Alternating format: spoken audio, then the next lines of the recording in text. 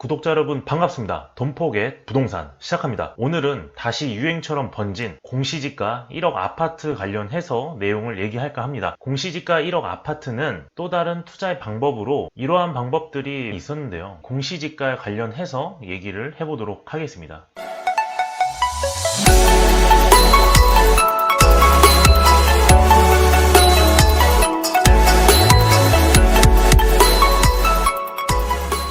돈 된다면 저가 아파트 또 싹쓸이 했다. 공시지가 1억 거래가 계속 늘어나고 있고요. 서울경제의 기사입니다. 저가 아파트라는 거는 공시지가가 1억 미만으로 나와야 되기 때문에 아파트 가격이 상대적으로 저렴한 가격층을 얘기를 하고요. 경기도 아파트 매매 거래량 중에 상위권에 들어간 것들이 다 공시지가 1억짜리 아파트입니다. 또한 주택수에 상관없이 취득세를 1.1%만 적용되기 때문에 세금적인 면에서도 메리트가 있어서 투자 수요가 몰린 것으로 생각이 되고요. 또한 1,000만 원에서 3,000만 원 정도의 소액 투자가 가능하기 때문에 누구나 다 소액으로 투자가 가능하다는 게 장점이라고 볼 수가 있겠습니다. 그러면 공시지가 1억 아파트가 어디에 있는지 한번 보도록 할게요. 대부분 소외된 지역이나 경기도 외곽 지역에서 거래량이 상승을 했습니다. 경기도 주요 도시보다 외곽 지역에 있는 아파트들의 상승률이 낮게 되니까 아파트 가격도 저렴하다고 볼 수 있겠습니다. 저렴한 아파트를 기준으로 안성시나 이천시, 평택시 등 읍면리를 중심으로 거래량이 늘어난 것을 보실 수가 있겠습니다. 규제의 영향을 받지 않는 구역이기도 하죠. 공시지가가 무엇이냐? 다시 한번 얘기를 드리면 땅에다가 가격을 매기는 것을 공시한다고 해서 공시지가라고 얘기를 하고요. 공시지가는 부동산의 재산세와 종합부동산세의 과세 지표로 활용되기 때문에 상당히 중요한 역할을 한다고 볼 수가 있겠습니다. 여러분들의 주택 가격의 공시지가를 알고 싶다면 국토부에서 운영하고 있는 공시지가 조회 사이트가 있습니다. 공시가격 알림이 사이트를 들어가시면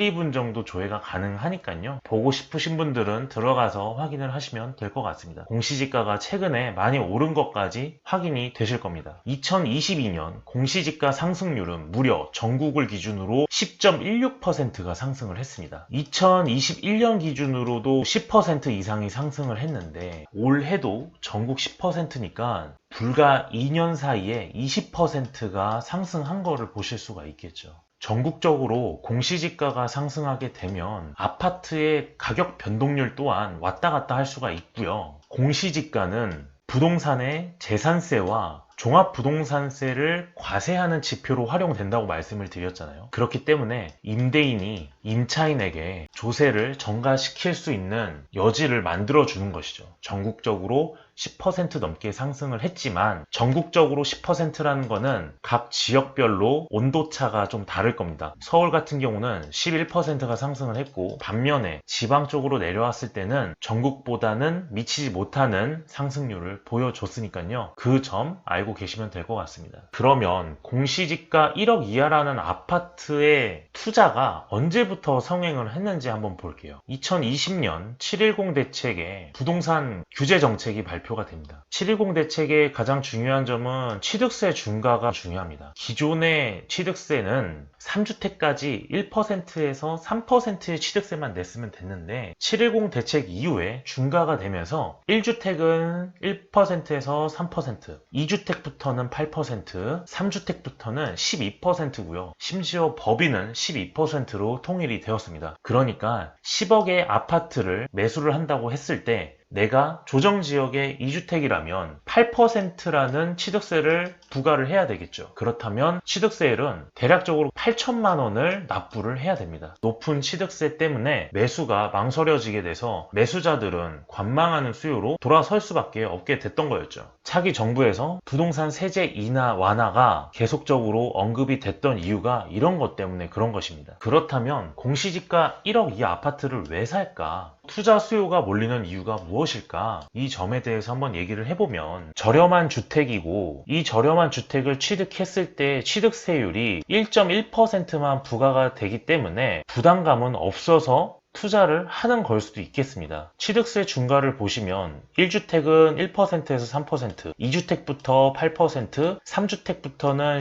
12%라고 했었는데 1.1%라는 취득세율은 가장 큰 장점이라고 볼 수가 있겠죠. 또한 규제 지역이냐 비규제 지역 상관없이 10채를 사든 100채를 사든 1000채를 구입을 해도 취득세는 동일하게 부과가 됩니다. 또한 주택 산정수에 포함되지 않기 때문에 어느 정도 주택을 좀 갖고 있고 마땅히 투자처가 없다고 하면 공시지가 1억 이하의 아파트를 투자하는 것도 나쁘지 않은 선택이었었다. 저렴한 투자 금액으로 활용할 수 있는 투자 방법이 공시지가 1억 이하의 투자 방법이었던 거죠. 이 지도는 어떤 걸 의미를 할까요? 그렇죠. 규제 지역이냐 비규제 지역이냐에 따라서 나눠 놓은 걸 수도 있고요. 여기서 핵심적인 부분은 경기도에서 수원시 등 23개 지역에다가 외국인 법인 토지거래 허가 구역이 전격적으로 해제가 됐다는 소식입니다. 언제부터 해제가 되냐? 22년 5월 1일에 해제가 됐다고 발표를 했고요. 사실 이거를 묶어둔 이유가 7.10 대책 이후에 10월에 외국인 법인 투기 목적지 등을 차단하기 위해서 토지거래 허가 구역을 지정을 했었습니다. 6개월 동안 지정을 하는 바람에 이곳에 투자하는 수요와 투기 수요가 몰리지 못하는 사태가 있었고요. 6개월이 끝나고 그 이후에 21년 4월에 1년 동안 다시 재지정하는 사태가 벌어졌습니다. 자유롭게 거래가 되지 못하는 상황에서 토지거래 허가구역이 현재 해제가 됐기 때문에 자유롭게 거래가 가능하고요. 또한 눌려있던 외국인 법인 수요가 다시 한번 바람을 타고